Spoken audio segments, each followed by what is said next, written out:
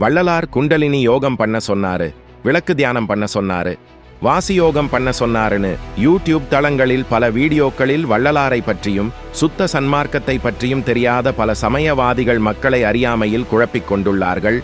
1851 தனது 28ஆம் வயதிலே யோகம் செய்தால் என்ன ஆகும் என்பதனை 20க்கும் மேற்பட்ட பாடல்களில் தெளிவான உரைகளை எழுதி அன்றே பதிப்பித்தார் வள்ளலார்.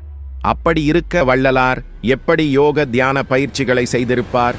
யோகம் செய்வதினால் உடலில் என்ன ஆகின்றது என்பதனை வள்ளலாரை தவிர யாரும் இதுவரை இந்த மாபெரும் இரகசியத்தை உடைக்கவில்லை.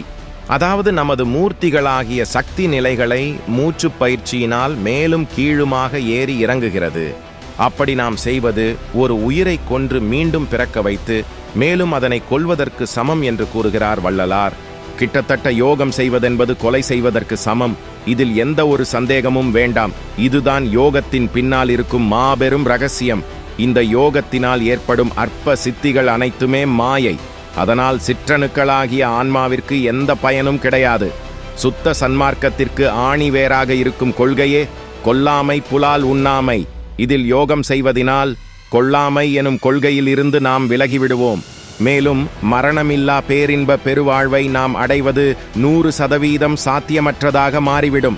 ஆதலால் தவம், யோகம், தியானம் போன்ற சாதனங்களில் நாம் ஈடுபடாமல் வள்ளலார் கூறியது போல் கருணை ஒன்றையே சாதனமாக்கிக் கொண்டு நித்திய தேகத்தை பெற்று மரணமில்லா பேரின்ப பெருவாழ்வில் வாழ்ந்திடுவோம்.